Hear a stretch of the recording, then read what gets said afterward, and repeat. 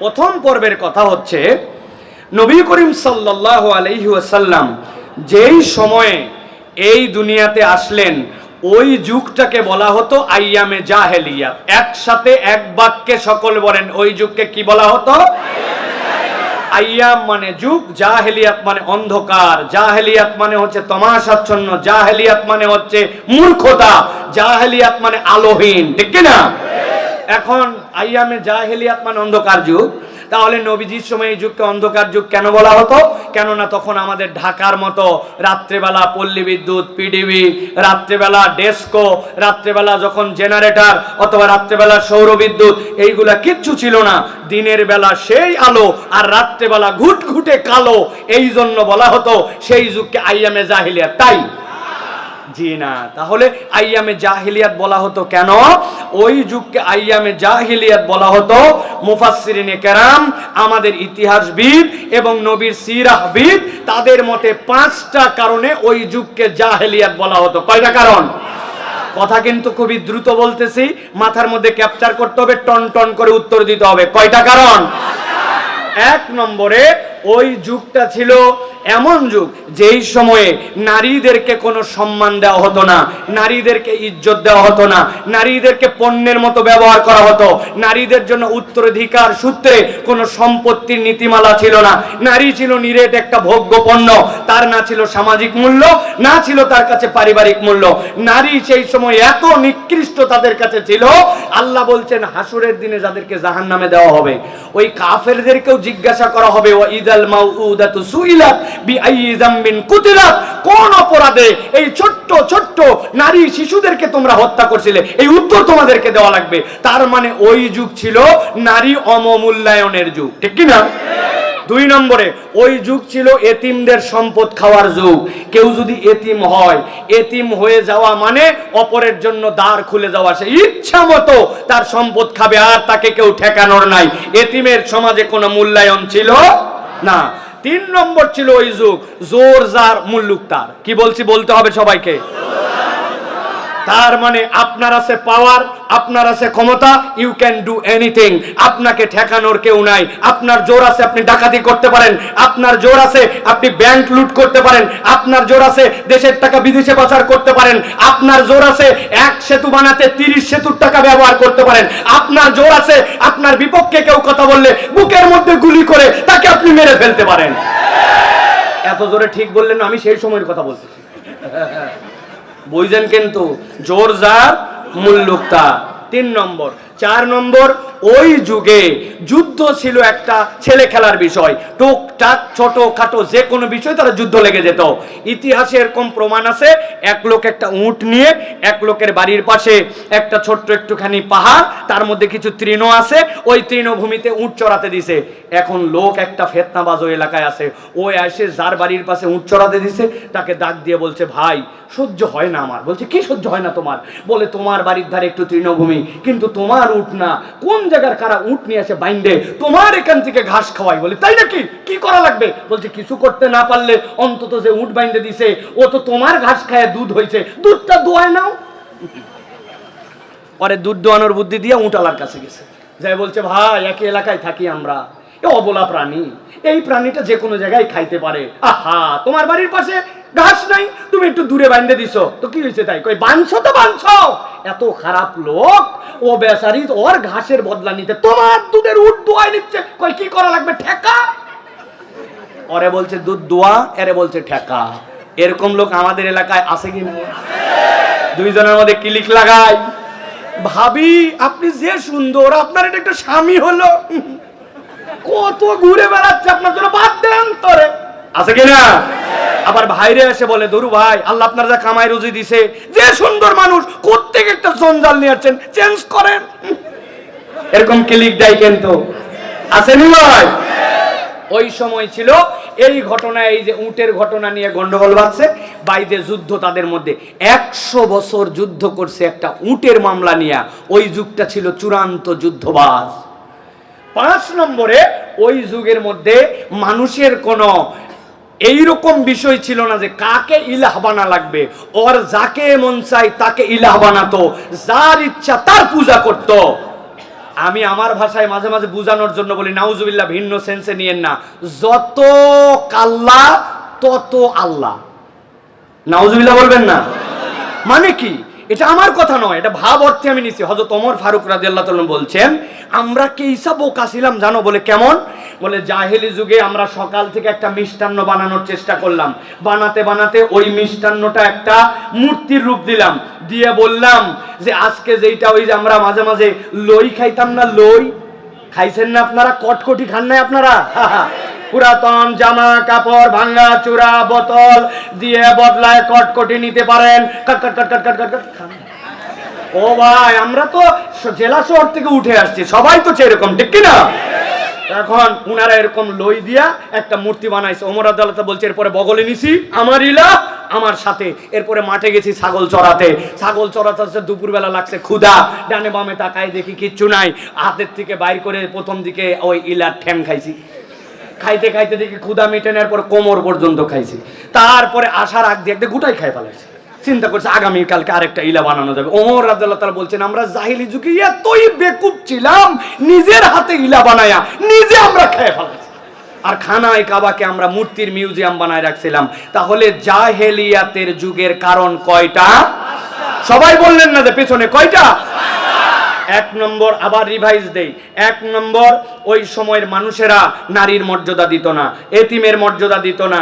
ওই সময়ের মানুষেরা এমন যুদ্ধবাজ ছিল, ওই সময়ের মানুষেরা সেই জোর যার মুল্লুক তার। আর ওই সময়ের মানুষেরা এমনভাবে মূর্তি পূজায় ঢুকেছিল, তার ব্রেনেই কাজ করতো না যে কার উপাসনা করে আর কার পূজা করে। এই 5 কারণে ওই যুগকে বলা হতো জাহেলিয়াতের যুগ। প্রিয় ভাইয়েরা, আমার 5 মিনিট গেছে প্রথম পর্বের, আর 5 মিনিট আছে, খেয়াল করেন। ঠিক ওই সময় নবী করিম সাল্লাল্লাহু আলাইহি ওয়াসাল্লামের নবুয়তের আসার আগ মুহূর্তে আল্লাহর নবীর জীবনটাকে 2 ভাগে ভাগ করা হয়, 17 থেকে 25। এই 8 বছরে আল্লাহর নবী নানাভাবে চেষ্টা করেছেন আরবের এই জাহালাত কেমনে দূর করা যায়, এদেরকে কেমনে আলোর পথ দেখানো যায়, এদের যুদ্ধ কেমনে বন্ধ করা যায়। নবীজি এটা তো পারেনি নাই প্রপারলি, উল্টো আরো আল্লাহর নবী সাল্লাল্লাহু আলাইহি ওয়াসাল্লাম অনেক সময় ঘাবড়ায় গেছেন। একটা ঘাবড়ানোর ঘটনা সিরাত ইবনে হিশামের মধ্যে আছে, বিভিন্ন সিরাতের গ্রন্থের মধ্যে আছে।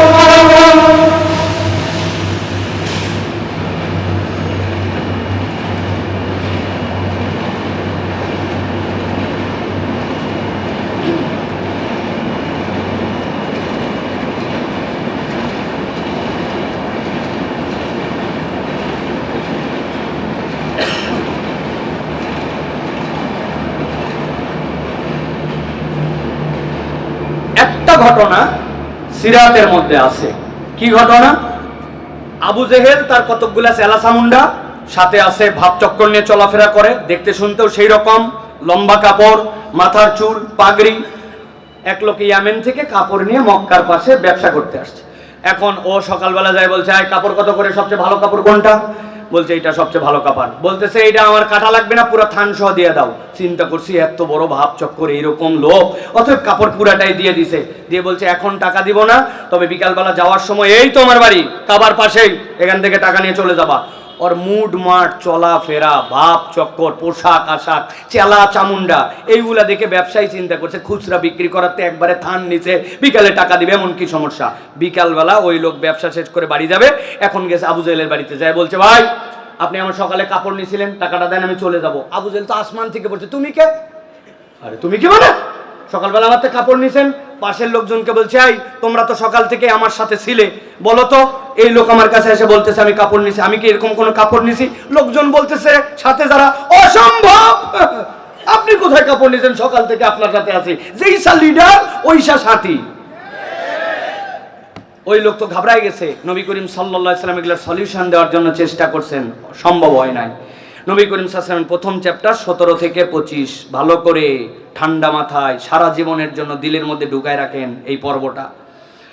আল্লাহ নবীর দ্বিতীয় পর্ব হচ্ছে 25 থেকে 40। নবীজি চলে গেলেন গারে হেরায়। গারে হেরায় অবস্থান করেন, চিন্তা করেন, ভাবনা করেন। আল্লাহ নবী সাল্লাল্লাহু আলাইহি ওয়াসাল্লাম ভাবছেন 5টা বিষয় নিয়ে। নবীজি সোমবারে খাবার নিয়ে যেতেন, সোম মঙ্গল বুধ। 3 দিন পরে যখন দেখতেন নবী ফিরতেছেন না, খাদিজাতুল কুবরা রাদিয়াল্লাহু তাআলা, নবীর বয়স 39, খাদিজা রাদিয়াল্লাহু তাআলার বয়স সেই সময় 55 বছর। ওই মেহইয়সী আমাদের আম্মা, উনি ওই খাবার নিয়ে 8 কিলোমিটার পার করে গারে হেরার মধ্যে আল্লাহ নবী সাল্লাল্লাহু আলাইহি ওয়াসাল্লামের কাছে খাবার পৌঁছায় দিয়ে আসতেন। আল্লাহ নবী সাল্লাল্লাহু আলাইহি ওয়াসাল্লাম এইভাবে 15 বছর ভাবতেছিলেন এই 5টা জাহেলিয়াতের সমস্যা এইগুলা কেমনে দূর করা যায়। আল্লাহ নবী সাল্লাল্লাহু আলাইহি ওয়াসাল্লাম ভাবছেন এই জাহেলিয়াত নিয়ে 1 বছর 2 বছর নয়, 15 বছর আল্লাহ নবী ভাবলেন। 15 বছর পরে নবীজির বয়স যখন 40 বছর হলো, একদিন জিবরাইল আমিন আল্লাহর নবীর কাছে আসলেন। আসার পরে আল্লাহ নবী সাল্লাল্লাহু আলাইহি সাল্লামকে বললেন, ইন্নী বুইসতু মিনাল্লাহ, আমি আল্লাহর পক্ষ থেকে আপনার কাছে এসেছি। ইয়া রাসূলুল্লাহ, আপনাকে আল্লাহ রাব্বুল আমিন নবী হিসাবে মনোনীত করে দিয়েছেন। আল্লাহ আপনার প্রতি ওহী দিয়েছেন, ইকরা, আপনি পাঠ করুন। আল্লাহ নবী বললেন, মা নাবে করেন, আমি তো পড়তে পারবো না। এরপরে আল্লাহ নবীকে জিবরাইল আমিন জাপটায় ধরলেন, চাপ দিলেন বুকের মধ্যে দিয়ে, বললেন ইকরা। আল্লাহ নবী বললেন, মা নাবে করেন, আমি পড়তে পারি না। এরপরে আল্লাহ নবীকে আবার চাপ দেওয়া হলো, সাথে সাথে ওই 5টা আয়াত আসলো, ইকরা বিসমি রাব্বিকাল্লাযী খলাক, খলাকাল ইনসানা মিন আলাক, ইকরা ওয়া রাব্বুকাল আকরাম আল্লাযী আল্লামা বিল কলম।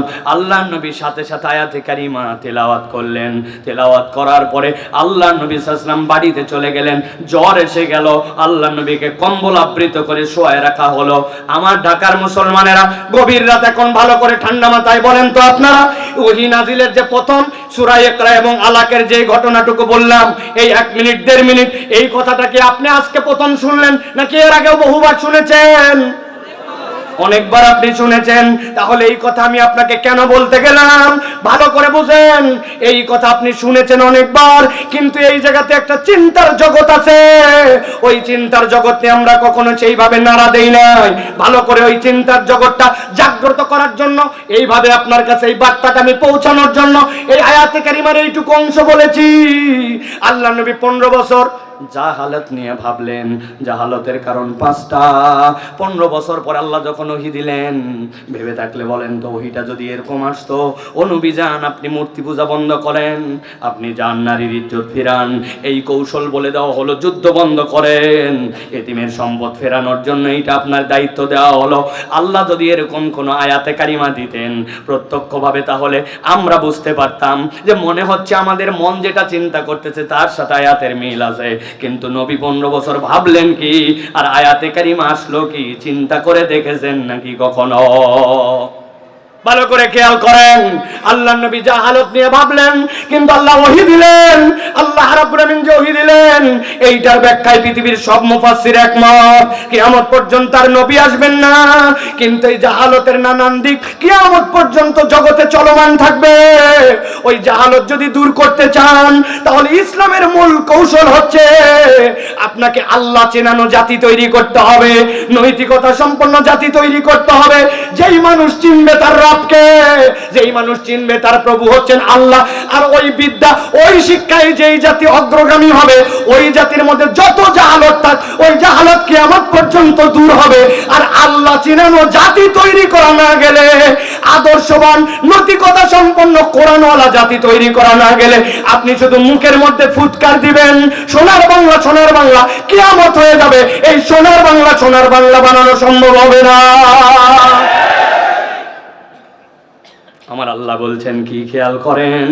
আল্লাহ বলছেন, ওয়া কাযালিকা আওহাইনা ইলাইকা রূহাম মিন আমরিনা, আমি আমার আমর তথা আমি আমার ওহী আপনাকে দিলাম। জিবরাইল আমিনের মাধ্যমে হাজার বার নবীর কাছে এসেছেন, কিন্তু এত বিশাল আল্লাহর সৃষ্টি মাত্র 2 বার নবী তাকে স্বকৃতিতে দেখেছেন। আল্লাহ বলছেন তার মাধ্যমে যেটা দিলাম, কি দিলাম নবী? আল্লাহ বলছেন, মা কুনতা তাদরি মাল কিতাব ওয়ালাল ঈমান।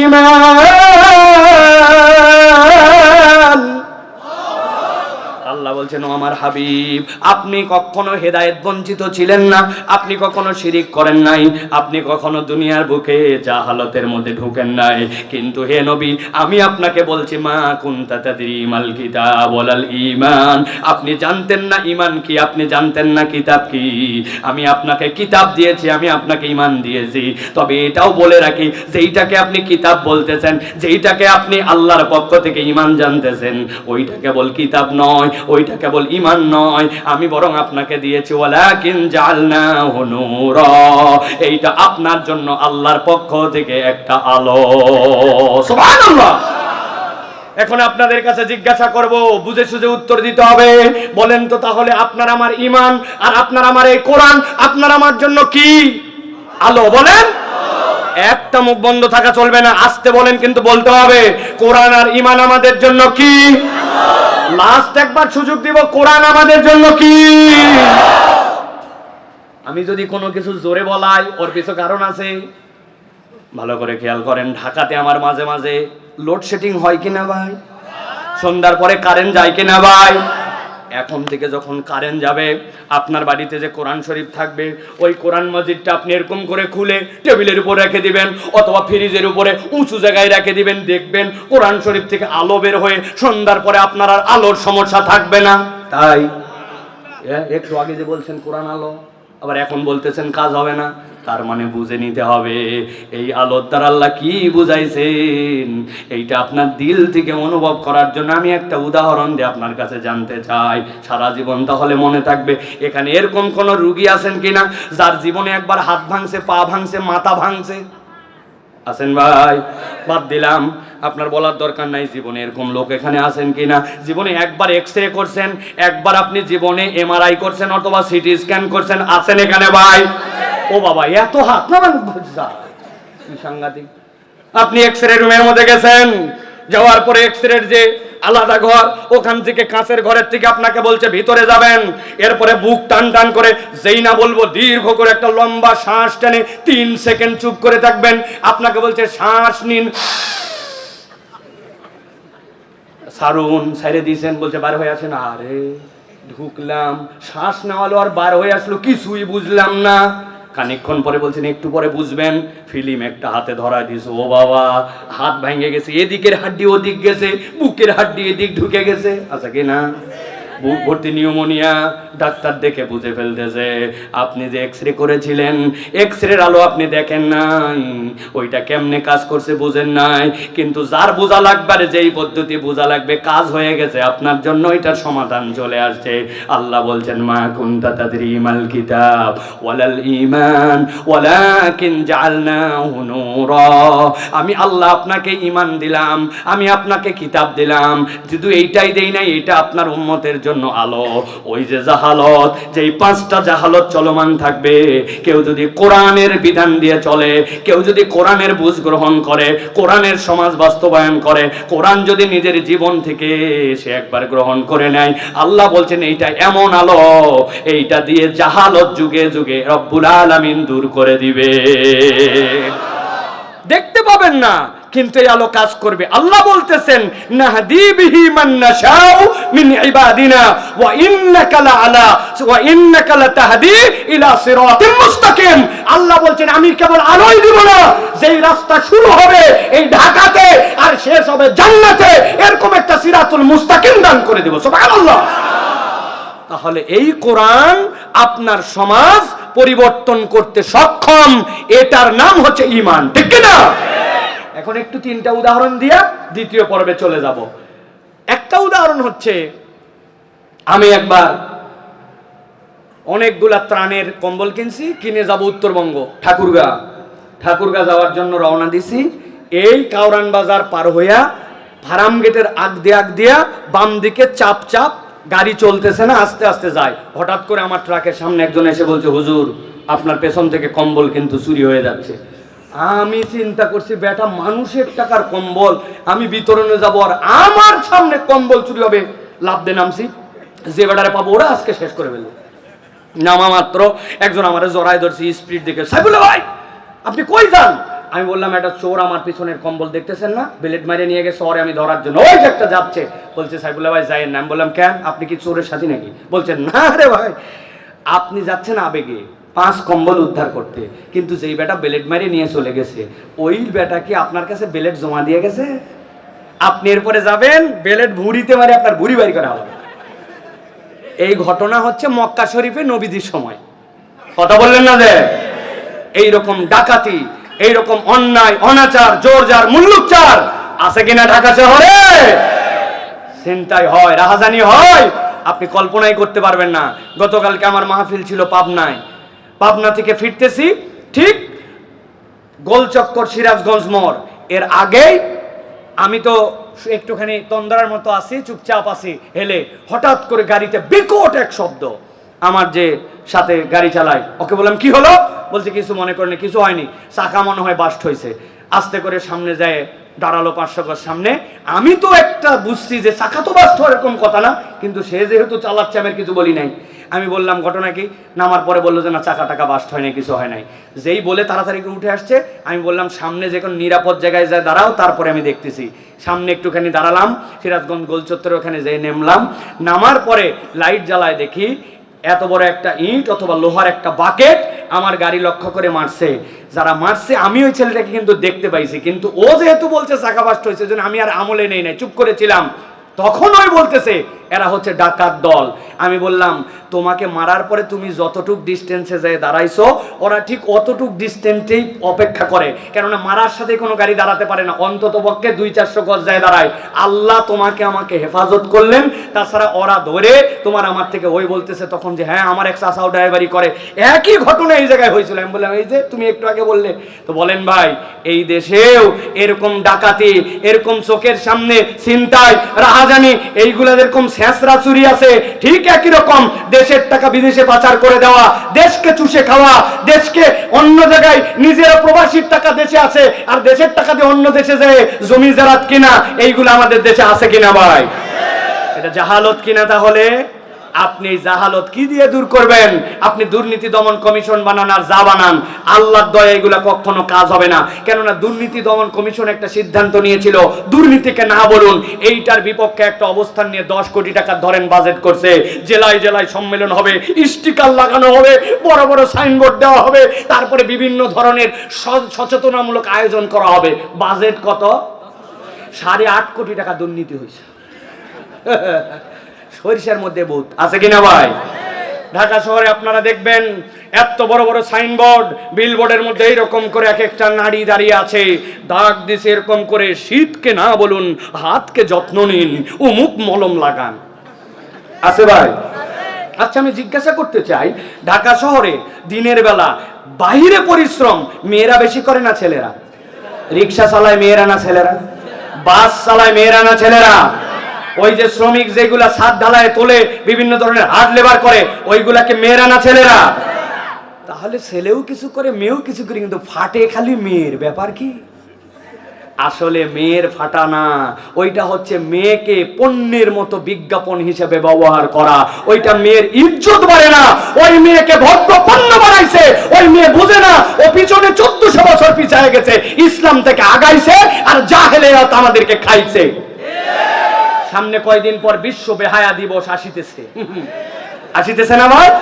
প্রস্তুতি আছে তো আপনাদের? না অন্তত ফুল কিনতে হবে, হারাম সম্পর্ককে তেলতেলা করতে হবে, তাই তো?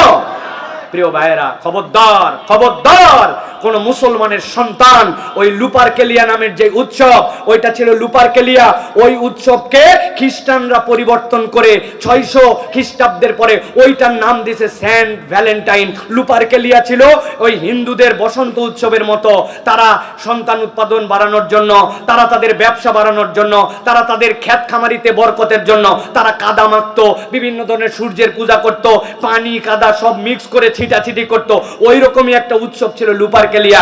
ওইটা পোল আসার পরে 600 খ্রিস্টাব্দের পরে ওইটার নাম হয়েছে সেন্ট ভ্যালেন্টাইন্স। ওটা খ্রিস্টান পৌত্তলিকদের তাদের পার্সোনাল একটা অনুষ্ঠান ছিল, কিন্তু পরবর্তীতে দেখা গেছে বিশ্ব এই সাম্রাজ্যবাদ, বেনিয়াবাদ যুবকদেরকে অশ্লীলতায় ছড়ায় দেওয়ার জন্য, মুসলমানদের পরিবারকে ধ্বংস করার জন্য, আল্লাহ রাব্বুল আলামিনের আইনের বিপক্ষে প্রকাশ্য অশ্লীলতাকে সমাজে ছড়ানোর জন্য এখন বিশ্ব বাণিজ্যের অংশ হিসাবে এইটা ভালোবাসা দিবস নাম দিছে। এটা ভালোবাসা দিবস হতে পারে না, এটা হচ্ছে বিশ্ব নির্লজ্জ বেহায়া দিবস, ঠিক কিনা? কোন মুসলমানের সন্তানের সাথে যেতে পারে না। প্রিয় ভাইয়েরা ভালো করে মনে রাখবেন, আমি এই উদাহরণগুলো কেন দিলাম?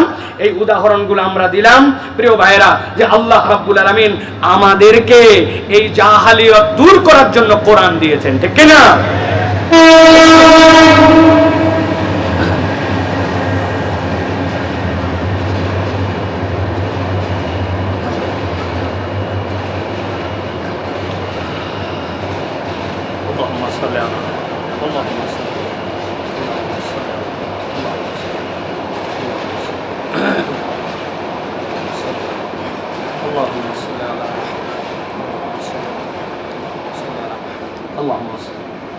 আমার এক পর্বের কথা শেষ, আর কথা না বাড়াই, আজকের পর্যন্ত এই পর্যন্তই থাক। কি বলেন ভাই?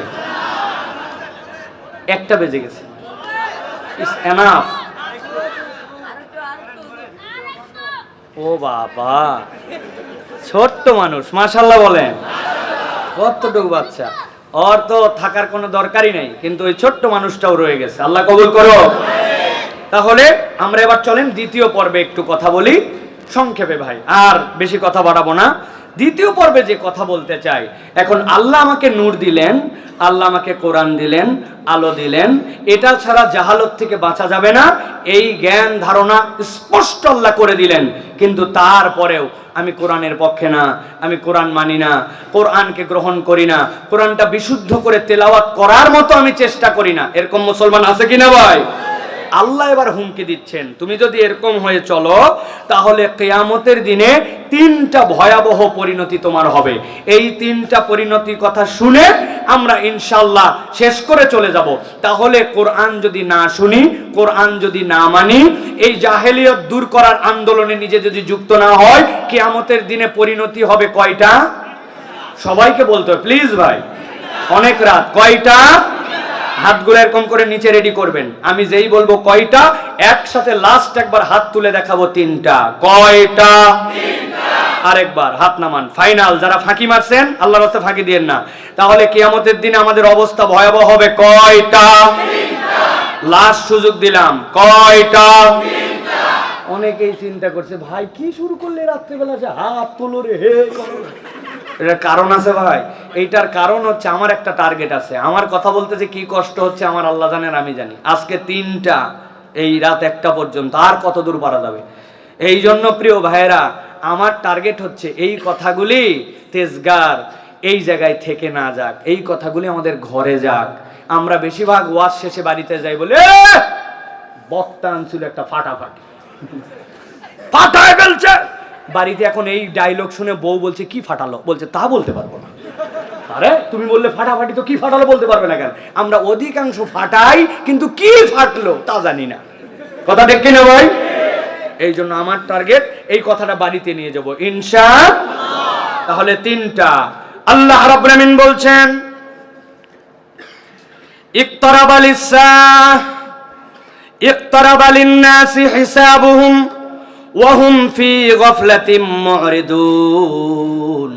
আল্লাহ বলছেন দুনিয়ার মানুষ, তোমাদের জন্য হিসাবের দিবসটা সন্নিকটে। আল্লাহর সামনে তোমাদেরকে চাইলেও দাঁড়াতে হবে, না চাইলেও তোমাকে দাঁড়াতে হবে। যত বড় তোমার ভাব হোক আর পাণ্ডিত্য থাক, আল্লাহর ফেরেশতা যদি তোমার কাছে মালাকুল মউত চলে আসে, তোমাকে আল্লাহর সামনে দাঁড়ানোর জন্য চলে যেতেই হবে। ঠিক কি না ভাই? আল্লাহ বলছেন কিন্তু ওই দিনের ব্যাপারে মানুষ মুখ ফিরায় রাখছে, মানুষ তার খবর রাখে না, মানুষ তার হিসাব নেয় না। আল্লাহ বলছেন এই গাফলতি যদি তোমার মধ্যে থাকে, আল্লাহ বলছেন কিয়ামতের দিনে 3 ধরনের মানুষের 3 অপরাধে রব্বুল আমিনের সামনে ভিন্নভাবে কিন্তু উঠতে হবে। 1 নম্বর আল্লাহ বলছেন ওই দিন আল্লাহ রব্বুল আমিনের সামনে একদল লোক উঠবে, ওই মানুষগুলোর ব্যাপারে আল্লাহ বলছেন ওয়ালা তাহসাবান্নাল্লাহা গাফিলান আম্মা ইয়ামালুজ জালিমুন। দুনিয়ার বুকে যারা জুলুম করো, অন্যায় করো, মানুষের সাথে 2 নম্বরই করো, ওজনে ফাঁকি মারো, তোমার হাতে পাওয়ার আসছে ওই পাওয়ারের অপব্যবহার করো, তুমি তোমার জুলুমের হিসাব মনে করো না, রব্বুল আলামিন এই বিষয়ে গাফেল। আল্লাহ রব্বুল আমিনের নীতি হচ্ছে ধরে না ধরে না ধরে না, কিন্তু ধরলে আল্লাহ ছাড়ে না। ঠিক কি না? 2050 2060 বলতে বলতে মনে হচ্ছিল কিয়ামত পর্যন্ত, কিন্তু পিচ্ছি পিচ্ছি পোলাপানের হাতে থাপ্পড় খায়া এই ইতিহাস আছে কিনা? এই কথা শুনলে আবার অনেকের ভিতরে জ্বলে, আছে কিনা ভাই? ভালো করে বোঝেন, আমার রব্বুল আলামিন বলছেন, আল্লাহ রাব্বুল আলামিন জালেমের ব্যাপারে গাফেল নন। তবে আল্লাহ বলছেন দুনিয়ার বুকে রব্বুল আমিন যদি তোমাকে হিসাব বরাবর নাও করেন, কিয়ামতের দিনে তোমার বড় বিপদ আছে বান্দা। আল্লাহ বলছেন ইন্নামা ইউআখিরুম লিয়াউমিন তাশখাসু ফিল আবসার। আল্লাহ বলছেন কিয়ামতের দিনে এক শ্রেণীর লোক আল্লাহর সামনে উঠবে। আল্লাহ বলছেন তাদের চোখগুলাকে বিস্ফোরিত করে দেওয়া হবে, চোখগুলা কোঠর থেকে বেরিয়ে আসবে। দুনিয়ার মানুষ তাদের দিকে তাকানো মাত্র বুঝে ফেলবে এই মানুষগুলা দুনিয়ার বুকে জালেম ছিল। আল্লাহ বলছেন কেবল এতটুকুই নয়, আল্লাহ রাব্বুল আমিন বলছেন মুহতিনা মুকনি রুসিম লা ইয়ারতাদু ইলাইহিম তারফুহুম ওয়া আফিদাতুহুম হাওয়া। আল্লাহ বলছেন ওই মানুষগুলা ওই দিন রব্বুল আমিন এক শ্রেণীর ফেরেশতা এসে তাদের কাঁধের মধ্যে একটা বাড়ি দিবে, দেওয়া মাত্র ঘাটটা উপর দিকে ফিক্সড হয়ে যাবে। আল্লাহ বলছেন লা ইয়ারতাদু ইলাইহিম তারফুহুম, ডানেও হালাতে পারবে না বামেও হালাতে পারবে না। আল্লাহ বলছেন ওই মানুষগুলার হাড়গুলা ফিক্স করে চোখগুলা বিস্ফোরিত করে দেওয়া হবে, আর তাদের অন্তরগুলাকে ওই দিন হতাশায় জর্জরিত করে দেওয়া হবে। এই হতাশা দুনিয়ার হতাশার মতো হতাশ নয়। সকাল থেকে আপনার জিএফ ফোন ধরতেছে না, উনার আর মন ভালো নাই, হতাশ আছে কি না? ও আছে বলতেছেন মানে চিনেন নাকি এরকম? প্রিয় ভাইয়েরা, আল্লাহর ওয়াস্তে ভালো করে বোঝেন, দুনিয়ার এই হতাশা যখন তখন কেটে যায়, আসে দুনিয়ার হায়াত শেষ হয়। কিন্তু আল্লাহ বলছেন ও আফিদাতুম হাওয়া, ওই দিন যাওয়ার পর যে হতাশা ওইটা ভিন্ন রকম হতাশা। এক শ্রেণীর লোককে রব্বুল আমিন ডাক দিবেন, ডাক দিয়ে তার পাশে নেবেন, নেওয়ার পরে বলবেন ও আমার বান্দা দুনিয়ার বুকে অপরাধ করছিলি নাকি? বান্দা মাথা নিচু করে স্বীকার করে নেবে, আল্লাহ অপরাধ করেছি, তুই এই অপরাধ করছিস, এটা করছিস, এইটা করছিস। বান্দা সবগুলা স্বীকার করবে, কিন্তু তার আমল নামার মধ্যে শিরিক নাই, আমল নামার মধ্যে তার বান্দার হক নষ্ট করা নাই, আমল নামার মধ্যে তার জুলুম নাই। আল্লাহ তাকে ডাক দিয়ে বলবেন বান্দা আমার নাম সাত্তারুল হুয়ুব, আমি তোর দুনিয়াতে দোষ গোপন রেখেছিলাম, আজকের দিনেও গোপন রেখে বান্দা তোকে মাফ করে দিলাম। কিন্তু আল্লাহ বলছেন যারা জালেম হবে আল্লাহর সামনে আসবে ওয়াফিদাতুম হাওয়া, অন্তরের মধ্যে এমন হতাশা ঢুকায় দেওয়া হবে, ও বুঝে ফেলবে আমাকে আর সাহায্য করার মতো কেউ নাই। তার মানে নিশ্চিত সে জাহান্নামে যাবে। অতএব দুনিয়াতে যা করি না কেন কখনো আমাদেরকে মুশরিক আর কখনো আমাদের জালেমের তালিকায় থাকা যাবে না, ঠিক না? বলছি তো অনেক জোরে ঠিক। জুলুমের কথা বললে আপনি খালি সরকার দেখতে পান, জুলুমের কথা বললে খালি বিগত আমল দেখতে পান, অথচ আমরা অনেক সময় এক একটা জালেম হয়ে আছে। আপনার বোনের সম্পদ আপনি দেন নাই, আপনি ছেলে মেয়ের মধ্যে ইনসাফ করেন নাই, মালিককে ফাঁকি মারেন, আপনি কাজের মধ্যে ধোকা দেন, আপনি সরকারি অফিসে আগে যান না পরে যান, আবার আগে বের হয়ে আছেন, 2 নম্বরই করেন, চালাকি করেন, আপনি 2 নম্বর মাল 1 নম্বর বলে বিক্রি করেন। এই রকম জুলুম যদি আমরা করি, মিটার যেইটা আছে ওই মিটারটা ওজনের আপনি টেম্পারিং করে ওইটার মধ্যে আপনি জেনে বুঝে মুরগিতে মাপে কম দেন, আপনি দোকানে মাপে কম দেন, আবার এত বড় দাড়ি বানায় হুজুর হুজুর হয়ে ঘোরাফেরা করে, আসেনি ভাই? খবরদার জুলুম করা যাবে না। এই যে মাদ্রাসা হইছে একটা, অনেক হাফেজ সাহেব ওই দিন আল্লাহর কাছে যাওয়ার পরে ধোলাই খাবে। মানুষের বাচ্চাকে নিয়ে এসে আপনি এমন ধোলাই দেন, এমন মারেন যে আল্লাহ বলছেন আর রহমান আল্লামাল কোরআন, যিনি কোরআন শিক্ষা দিয়েছেন। আল্লাহ 99টা নাম থাকার পরে সবচেয়ে দয়ার নাম রহমান ব্যবহার করছেন, আর আপনি সন্তান মানুষ করতেছেন বলে অপরকে মানুষ করার জন্য মারা লাগে। তার মানে আপনি জুলুম করতেছেন মারে। আপনি কে বলছে আপনাকে কোরআন শেখানোর জন্য এরকম করে মারা লাগবে? এটা আপনার জন্য জায়েজ নাই। আপনি আপনার বইয়ের রাগ, এলাকার রাগ, সংসারের রাগ, গায়ের রাগ বাচ্চার উপরে ঝাড়েন, আল্লাহ আপনার অন্তরের খবর জানে, কথা ঠিক না? অতএব সাবধান হতে হবে প্রত্যেকেই, আমরা কেউ জানি জালেমের দপ্তরে নাম না ওঠে। আল্লাহ আপনাকে কান দিছে, আর ওই কানের মালিক আল্লাহ, আর আপনি ওইটাতে দিব্যি সব সময় এয়ারপড লাগায় আর হেডফোন লাগায় রাত দিন খালি ধুমধারাক্কা শুনতেছেন, যেইটা আল্লাহ শুনতে বলে নাই। চোখ দিছে আল্লাহ যেইটা আপনাকে জায়েজ দেখার জন্য, আপনি নাজায়েজ জিনিস দেখে বেড়ান, আপনি জুলুম করতেছেন। অতএব আল্লাহর কাছে যাওয়ার পরে হিসাব বরাবর করা লাগবে, ঠিক না? এটা হচ্ছে 1 নম্বর শ্রেণী। 2 নম্বরে আল্লাহ বলতেছেন ওয়ালাউ তারা ইযিল মুজরিমুনা নাকিসু রুসিহিম ইনদা রাব্বিহিম রব্বানা বসরনা ওয়া সামি'না ফারজি'না না'মাল সালিহান ইন্না মুকিনুন। আল্লাহ বলছেন কিয়ামতের দিনে নবী আপনি দেখতে পাবেন ওয়ালাউ তারা ইযিল মুজরিমুনা, যারা দুনিয়ার বুকে ভাব মেরে চলেছে কিন্তু তারা মুজরিমদের কাতারে অন্তর্ভুক্ত হয়ে গেছে। তারা ভালো মানুষ ছিল না, ভালো কাজ করে নাই, ভালোর পক্ষে লড়ে নাই, কোরআনের বর্ণনা শুনছে কিন্তু এটা হৃদয়ে ধারণ করে নাই। ও মিথ্যা কথা বলছে, গালিগালাজ করছে, ধোঁকাবাজির পথ অবলম্বন করছে। চায়ের দোকানে বসলেই শুধু গিবত গিল্লা ছাড়া তার মুখে আর কিচ্ছু ছিল না। আল্লাহ বলছেন এরা মুজরিম। ওই মুজরিমদেরকে আপনি দেখবেন না কিসুর উসিহিম, মাথাগুলা সব এরকম করে নামানো থাকবে, ইনদা রাব্বিহিম, আল্লাহর সামনে। আর একটা কথা সবাই মিলে বলবে, রব্বানা আবসারনা ওয়া সামি'না, আল্লাহ জাহান্নাম দেখে ফেলছি, তোমার কথা যে সত্য ছিল আজকে সব কিছু শুনে ফেলছি। শুনে ফেলে কি হয়েছে? বলে আল্লাহ ফারজি'না, আমি তোমার কাছে আবেদন করতেছি আমাদেরকে আর একবার দুনিয়ায় ফেরত পাঠাও। ফেরেশতারা বলবে একবারে লাগাই দেবো বেটা, দুনিয়ার থেকেই তো আসছিস, আবার দুনিয়ায় যাবি কেন? সাথে সাথে তারা বলবে না'মাল সালিহান ইন্না মুকিনুন, আমাদেরকে একবার দুনিয়ায় ফেরত পাঠাও, এবার আমরা নেক কাজ করব। আর আমাদের ঈমান এখন পূর্ণ হয়েছে। জিজ্ঞাসা করব, একসাথে উত্তর দেন, হাসরের ময়দানে যাওয়ার পরে কি দুনিয়ায় ব্যাক করে আসা যাবে? যদি না যায়, ওই দিন আল্লাহ বলতেছেন তারা বলবে আমাদেরকে দুনিয়ায় ফেরত পাঠাও। কেন যেতে চাও?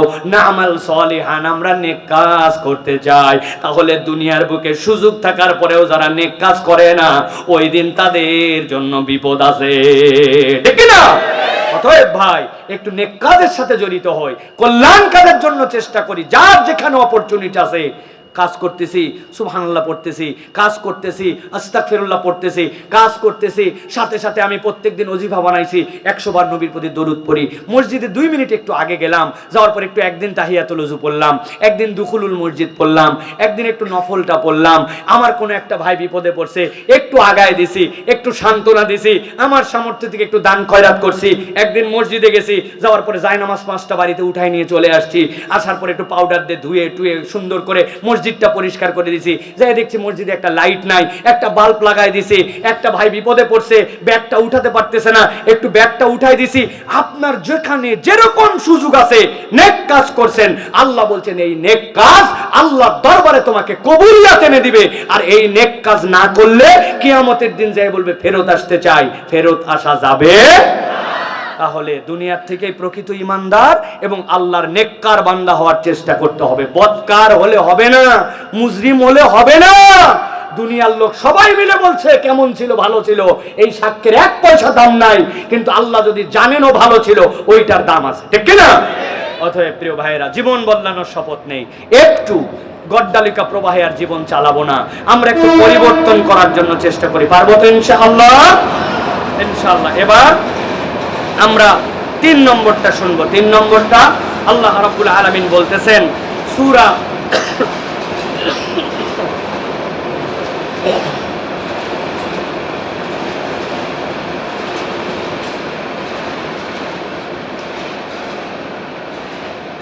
শূরা, এইটা শেষ কথা আজকের। আল্লাহ বলতেছেন নবী আপনি জানায় রাখেন আরেক শ্রেণীর পরিণতি কি হবে। আল্লাহ বলছেন ওয়া তারাহুম ইউরাদুনা আলাইহা খাশিঈনা মিনাদ-দুল্লি ইয়ানজুরুনা মিন তারফিন খাফি। আল্লাহ বলছেন ভয়াবহ একদল লোক চরম লাঞ্ছনাপূর্ণ দৃষ্টিতে আল্লাহর সামনে দাঁড়াবে, ভয় করে করে ওই দিন তাদের চোখগুলা মাথাগুলো অবনত হয়ে যাবে। অপরাধ কি? অপরাধ কিচ্ছু নয়, কেবল 2টা অপরাধ। দুনিয়ার বুকে তারা আল্লাহ রাব্বুল আলামিনের প্রতি ঈমান আনে নাই, অথবা ঈমান আনছে আংশিক ঈমান। আল্লাহর জন্য কিছু ঈমান ছিল, আবার তার নিজেরও কিছু পছন্দ ছিল। জুম্মার দিন জুম্মার নামাজ পড়তে আসতো, কিন্তু ওয়াক্তের নামাজ পড়তে যেত না। ওয়াক্তের নামাজ বাদ দিল কার ইচ্ছায়, আর জুম্মার নামাজ পড়লো কার ইচ্ছায়। এইরকম মুসলমান আমাদের এই ঢাকাতে না। আমি তো সারা দেশ বলে বেড়াই, ঢাকায় যুবকরা স্মার্ট হয়ে গেছে এখন। ফেরেশতা কাঁধের দুইটা, ঢাকার যুবকেরা বামের ফেরেশতা বহুত দায়িত্ব দিছে, ডানের ফেরেশতার দায়িত্ব সপ্তাহে একবার। আছে না ভাই? ঠিক 1:15টার সময় জুম্মার দিনে ডানের ফেরেশতা একটু আর মোড়া দিয়ে উঠে, বান্দা মোবাইল ঠেলতে ঠেলতে একটু মসজিদে আসে, তাও একামত হওয়ার আগ পর্যন্ত ভিতরে ঢোকে না। ওই যে 2 রাকাত জুম্মা পরে আবার ফেরেশতা ঘুমাইছে, আর বামের জন লিখতে লিখতে হয়রান। আসেনি ভাই? অতএব প্রিয় ভাইরা, খবরদার, আল্লাহ রাব্বুল আলামিনের ইচ্ছার কাছে সমর্পিত হতে হবে। আমি আল্লাহকেও মানি, আবার আমার নিজের স্টাইলেও চলি, হবে না। আপনার স্টাইল বলে কিচ্ছু নাই। ইসলাম মানে আত্মসমর্পণ, আল্লাহর ইচ্ছাই আপনার ইচ্ছা, ঠিক কি না? মন খারাপ, I feel sad, so what can I do now? You can see a beautiful picture. যাও সিনেমা দেখো, সিনেপ্লেক্সে চলো। উনি ওয়াজ শুনে নামাজও পড়ে, সিনেপ্লেক্সে মুভিও দেখে, উনার হতাশার সময় গানও শোনে, আবার তারাবির নামাজে কোরআনও শোনে। এই ধানাই পানায়ের নাম মুসলমান নয়। আল্লাহ আমাদেরকে বোঝার তৌফিক দান করুন। আর 2 নম্বর কি? খারাপ বন্ধুর সাথে মিশা। এইটা বড় বড় ভয়াবহ পরিণতি ওই দিন নিয়ে আসবে। আল্লাহ রাব্বুল আলামিন বলতেছেন, ওই দিন এক শ্রেণীর লোক হাতে কামড় দিয়ে বলবে, আল্লাহ আমাদের আজকে বড় বিপদ। কি জন্য? লাম আত্তাখিজ ফুলানান খালিলা। ওই ফুলানকে যদি আমি বন্ধু হিসাবে গ্রহণ না করতাম। আপনাদের কারো ফুলান নামে বন্ধু আছে ভাই? তাহলে তো আপনারা বাইসে গেছেন। আল্লাহ বলছে, লাম আত্তাখিজ ফুলানান খালিলা, ফুলানকে যদি আমি বন্ধু না বানাতাম। ও ভাই, এ ফুলান সে ফুলান না, এই ফুলান হচ্ছে শূন্যস্থানের মধ্যে সবাই আছে। আল্লাহ বলছে উমুক। ফুলান মানে কি বলেন? অমুক। আপনি বন্ধু মিলান, কোন বন্ধু? আপনি বিড়ি খাইতেন না, ওইটার সোহবতে থাকে বিড়ি খাইছেন। ও আবার বলছে প্রত্যেক বছর খালি বিড়ি খাই, আর কত ঈদের দিনে ভিন্ন কিছু হবে। এবার কি বলছে? তুই একটা বিড়ি কিনে ভিতরে মাল বাইর কর। ও ভিতরে মাল বাইর করছে, ও তেজকুনি পাড়ার কোনার থেকে মাল নিয়ে আইছে, নিয়ে কুসকুস করে কেটে ওর মধ্যে ঢুকায়া এখন বলছে একটা নেতে যেমন তেমন, 2টা নেতে রাজা। উহার নাম গাঁজা। আছে কিনা? যে বন্ধু ভালো ছিল, চলতে ফিরতে গাঁজা খরের সাথে মিশতে মিশতে গাঁজা খর হয়েছে। আছে কিনা? বেনামাজি হয়েছে। আছে কিনা? নষ্ট হয়ে গেছে। অতএব খারাপ বন্ধুর সাথে মেশা যাবে না। আমাদের একটা মজার কথা বলে শেষ করে দিব। আমাদের মুরব্বীরা বলে, ভালো মানুষ কই? নাই নাই বাবা, দেশটা শেষ হয়ে গেল, ভালো মানুষ আর নাই। বলে না? এ বদমাইশ, এ পাক্কা 1 নম্বর বদমাইশ এগুলো। বলে, হুজুর এত বড় কথা বললেন আপনি মুরব্বীদের ব্যাপারে। জি না, আমি কোন স্পেসিফিক মুরব্বীকে এই কথা বলি নাই, আপনি মাইন্ডে নিয়েন না। আপনি মানুষ খুঁজে পান না ভালো, আপনার নিজের ভালো হতে সমস্যা কোথায়? আমি একটা ভালো মানুষ হয়ে গেছি, লোকটা খুঁজে পাবে আমার। এই যে নাজমুল ভাই খুঁজে পাইছে আমার, আপনি ভালো মানুষ আপনারে পাইছে। উনি নিজে ভালো হবে না, কিন্তু খালি বলে সমাজটা নষ্ট হয়ে গেল। ভালো মানুষ না। আপনি ভালো মানুষ নিজে হতে হবে, ঠিক কি না? আমি নামাজি, আমি সত্যবাদী, আমি মানুষের উপকারী, আমি সুন্দর হাসি মুখে কথা বলা ছেলে, আমি একটা ভদ্র ছেলে, আমি 3 তালা 4 তালা উল্টা পাল্টা চুল কাটি না, সিরা প্যান্ট পরে ঘুরি না, আমার চলাফেরার মধ্যে একটা আদব আখলাক আছে, আমার চলাফেরা কথা দেখলে মানুষ ভদ্র বলে। এইটা হতে তোমাকে ঠেকাই কে? অসভ্যতা অপসংস্কৃতি তোমাকে ক্রেজি বানাচ্ছে, আর ইসলাম তোমাকে কুল বানাতে চায়। কুল না হলে জান্নাতে যাওয়া যায় না, ঠিক না? তাহলে আল্লাহ আমাদেরকে বোঝার তৌফিক দান করুক। 2 পর্বের কথা মনে থাকবে তো? জাহালতের কারণ কয়টা? ওই জাহালতকে আল্লাহ নবী 15 বছর ভেবেছেন। আয়াত আসছে কয়টা? 5টা। কিন্তু ওই আয়াতকে ফিট করছেন আল্লাহ রাব্বুল আমিন এমন ভাবে, ওয়ালাকিন জাআলনাহু নূরা। তার মানে কোরআন নূর। পৃথিবী পরিবর্তন করতে চাইলে কোরআনের পক্ষে থাকতে হবে, কোরআনের রঙে রঞ্জিত হতে হবে, ঠিক কি না? আর 2য় পর্বে বলছে, যদি না শোনেন 3টা মায়ের খাবে কিয়ামতের দিনে। ওই দিন ফেরত আসা যাবে না। জুলুমের কারণে ঘাড় ব্যাকা করে আল্লাহ জান্নাতে ফেলবে। খারাপ বন্ধু আর আল্লাহর প্রতি আংশিক ঈমানের কারণে ওই দিন আল্লাহ মস্তক অবনত করে জাহান্নামে দিবে। আমরা জাহান্নামে যেতে চাই না, জান্নাতে যেতে চাই, আল্লাহর পথে আমরা চলতে চাই। বলেন আল্লাহুম্মা আমিন। হাযা মা ইনদি ওয়াল ইলমু ইনদাল্লাহ। সুবহানাকা আল্লাহুম্মা বিহামদিকা আশহাদু আল্লা ইলাহা ইল্লা আনতা আস্তাগফিরুকা ওয়া আতুবু ইলাইক। ওয়াসসালামু আলাইকুম ওয়া রাহমাতুল্লাহি ওয়া বারাকাতুহু। আবার দোয়া। জাহাঙ্গীর আলম বাবু ভাই কত 4 তারিখে ইন্তেকাল করেছে, এক ভাতিজা। আল্লাহ কবুল করো। আল্লাহুম্মা আমিন। আল্লাহুম্মা রাব্বানা যালামনা আনফুসানা ওয়া ইল্লাম তাগফির লানা